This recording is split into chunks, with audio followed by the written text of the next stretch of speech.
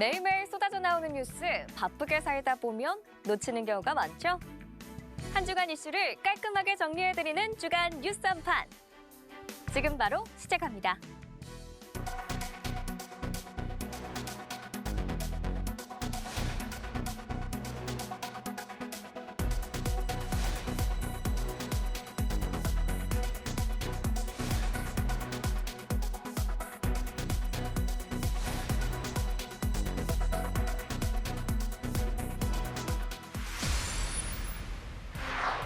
이번 총선 투표 결과를 분석해봤더니 무효표만 약 131만 표에 달했습니다.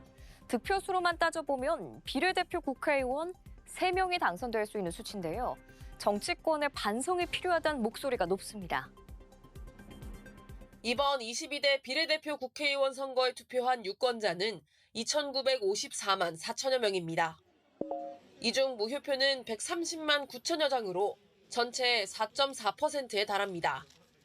비례대표 2석을 얻은 개혁신당의 득표율이 3.6%임을 감안하면 무효표만으로 최소 3석을 확보할 수 있었다는 계산이 가능합니다. 무효표는 매 선거 늘어 이번 총선에서 최대치를 기록했습니다.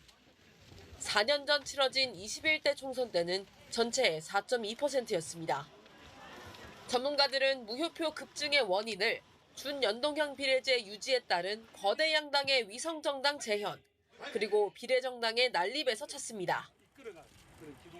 무효표가 매 선거 늘어나는 선거 제도가 민심을 제대로 반영하는지 되돌아봐야 한다는 겁니다. 표의 등가성이라든지 이런 것을 위해서 한다라고 주장을 하는데 결과를 놓고 보면 준연동형제가 아니면 국회에 진입할 수 없는 정당들이 들어갔어요. 이건 표의 가치의 왜곡이죠. 실제 이번 총선에서 비례대표 후보를 낸 정당은 38개로 가장 많았고 투표 용지도 51.7cm로 역대 선거 중 가장 길었습니다.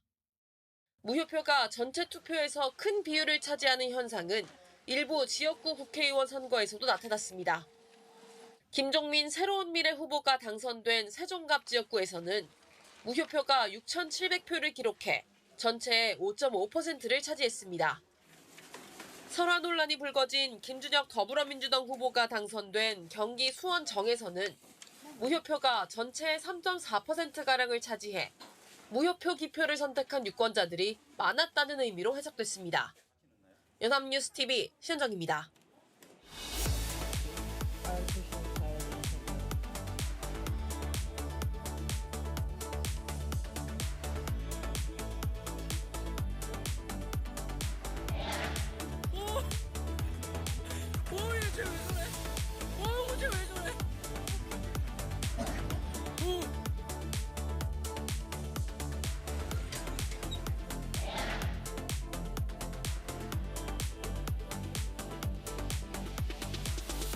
인구 감소 지역을 머무르고 싶은 지역으로 만들겠습니다. 304명이 숨진 세월호 참사로부터 10년이 흘렀습니다. 경기도 안산에서는 그날을 잊지 않기 위한 기억식이 엄수됐고 일부 희생자 가족들은 사고 해역을 찾았는데요. 전국 곳곳에서 추모의 발걸음이 이어졌습니다. 세월호 참사일을 상징하는 4.16. 4시 16분에 맞춰 합창단의 추모 공연과 사이렌이 울려 퍼집니다.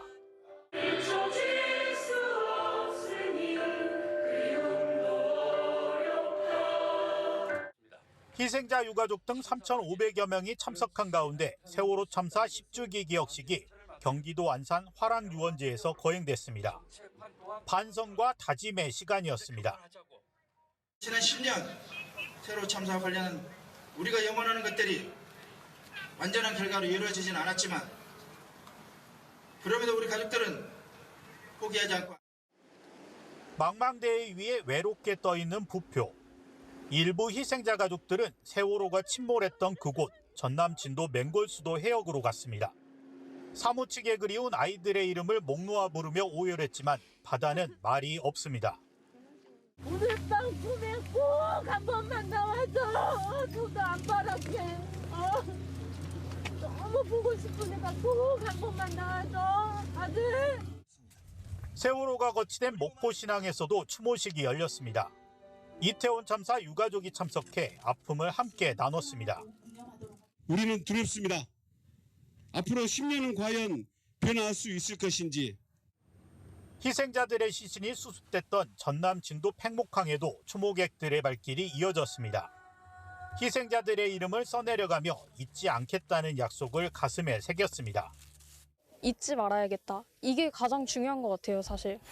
10년이라는 결코 짧지 않은 세월이 흘렀지만 유가족들의 아픔은 무뎌지지 않았고 시민들의 기억 속에서도 사라지지 않았습니다. 연합뉴스TV 김경인입니다. 정치권 역시 세월호 참사 10주기를 맞아 애도의 목소리를 냈습니다.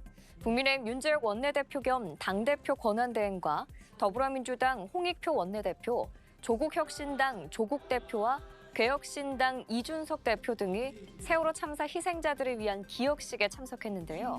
여야 모두 한 목소리로 세월호 참사 10주기를 애도했지만 저마다 낸 메시지에선 온도차가 감지됐습니다.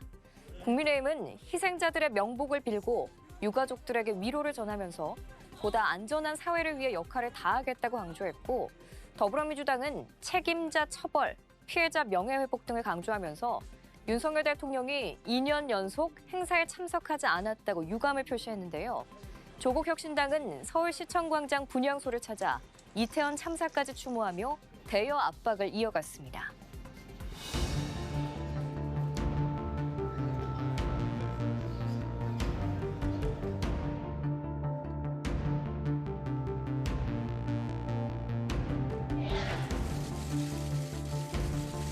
변호사님들이 다 얘기하셨습니다. 네. 가정의 가치와 사회 정의가 설 수 있는 그런 계기가 되었으면 하는 바람입니다.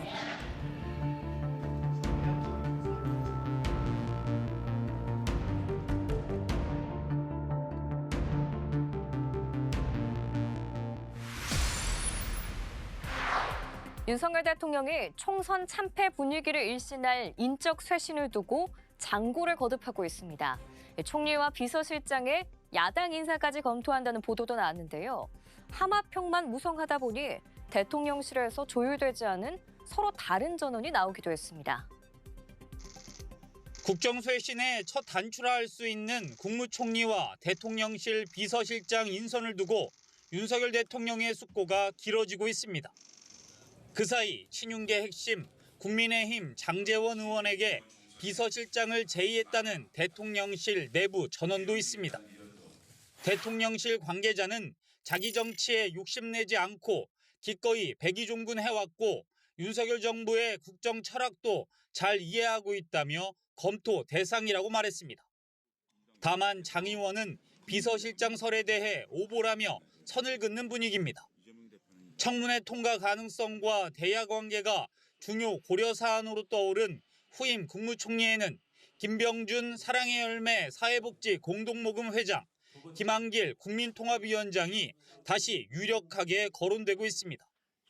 앞서 비서실장으로 유력하게 거론됐던 원희룡 전 국토교통부 장관이 대통령실의 제의를 고사한 것으로 알려진 상황에서 야권 인사인 박영선 전 중소기업 벤처부 장관, 양정철 전 민주연구원장이 총리와 비서실장으로 검토되고 있다는 일부 보도도 나왔습니다. 이에 대통령실은 별도 언론 공지를 통해 해당 인선은 검토된 바 없다고 부인했습니다. 하지만 대통령실 일각에선 국민을 위해 뭐든지 하겠다고 밝힌 윤 대통령의 의중이라며 검토한 게 맞다는 반응도 나오는 등 메시지를 놓고 엇박자가 나는 듯한 모습도 연출됐습니다.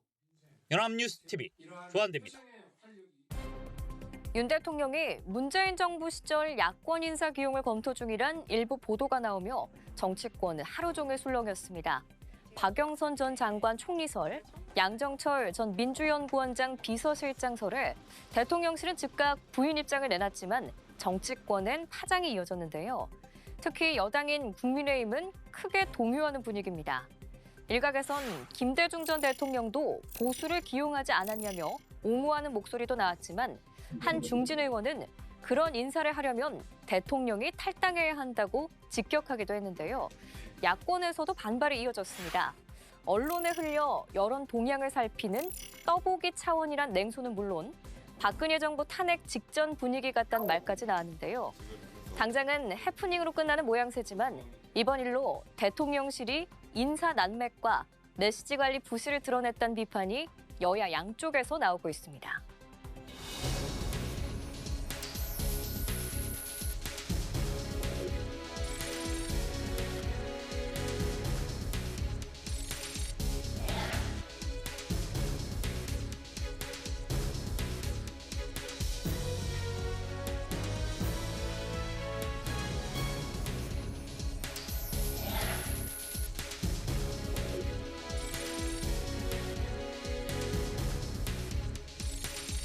일반 유치원에서 이걸 하게 되면은 행정처분이 나가거든요. 영업 정지. 윤석열 대통령이 거부권을 행사해서 폐기됐던 양곡관리법이 다시 발의돼 민주당 주도로 상임위에서 본회의에 직회부됐습니다. 여야 대치가 극심했던 21대 국회, 다음 달 말인 임기 막바지까지 입법을 둘러싼 충돌이 이어질 전망입니다. 윤석열 대통령의 1호 거부권 행사로 폐기됐던 양곡관리법. 민주당은 법안 내용을 수정해 다시 발의했습니다. 이른바 제2 양곡관리법 개정안인데 상임위원회 소속 의원 19명 중 민주당 의원 11명과 무소속 윤미향 의원의 찬성으로 본회의로 직행하게 됐습니다. 법사위에 법안이 계류된 지 60일 이상 지나면 소관 상임위 재적 의원 5분의 3 이상 찬성으로 본회의에 직회부할 수 있다는 국회법에 따라 이뤄진 겁니다. 총선 후 처음으로 법안 통과를 밀어붙인 민주당. 대통령의 거부권 행사는 농민에 대한 배신이라며 압박 수위를 높였습니다. 회의에 불참한 국민의힘은 야당이 의사일정과 안건에 대한 협의 없이 일방 처리했다며 거대 야당의 입법 폭주라고 반발했습니다. 총선 압승을 과감한 입법을 추진하라는 국민의 뜻으로 해석하고 있는 민주당. 21대 국회 남은 임기 동안 의석수 우위를 앞세워 쟁점 법안 통과에 박차를 가한다는 방침입니다. 우리 당 입장에서는 우리 당만이라도 할 수 있는 일들은 좀 하자라고 이야기가 되고 있고요. 민주당이 단독으로라도 처리하겠다는 법안은 최상병 특검법을 비롯해 양곡관리법, 가맹사업법, 민주유공자법, 세월호 피해지원법 개정안 등입니다. 대통령의 거부권 행사로 국회로 되돌아온 이태원 참사 특별법 재표결도 추진합니다. 민주당은 다음 달 2일과 28일 본회의를 열겠다는 방침입니다. 여당인 국민의힘이 협의에 응하지 않는다면 국회의장이 직권으로 열어야만 본회의 개의가 가능합니다. 민주당이 강하게 입법 드라이브를 걸고 국민의힘이 반발하면서 21대 국회는 막판까지 여야의 대치가 고조될 전망입니다. 연합뉴스TV 이은정입니다.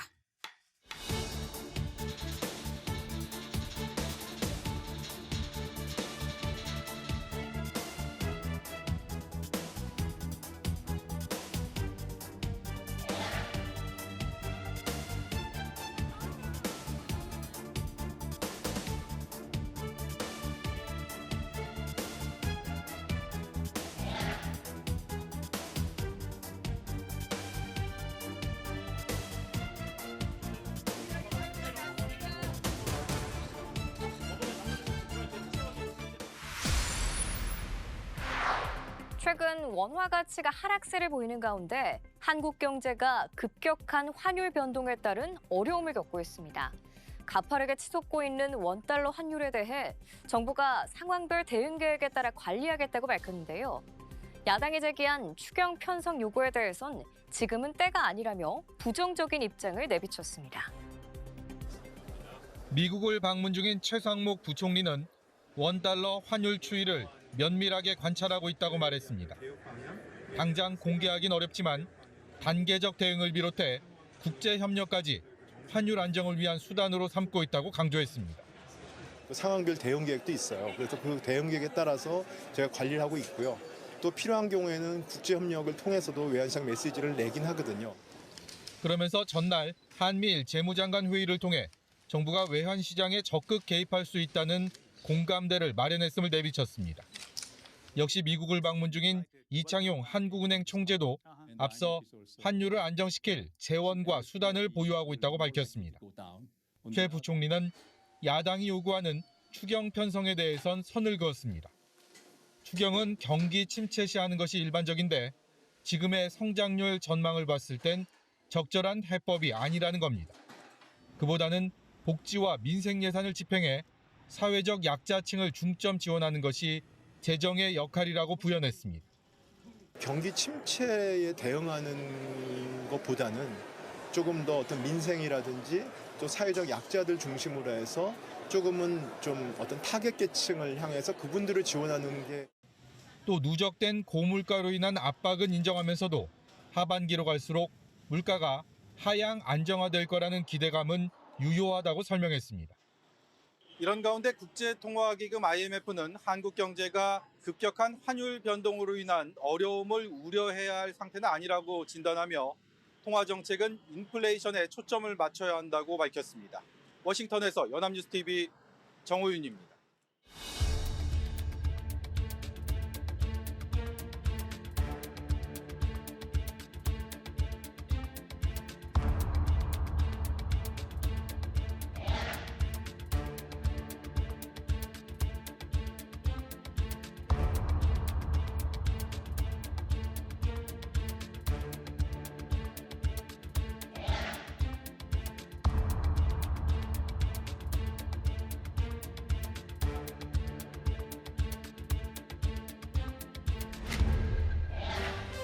네, 오늘 준비한 내용은 여기까지인데요. 저희 다음 주 토요일에 깔끔한 정리와 함께 다시 찾아뵙겠습니다.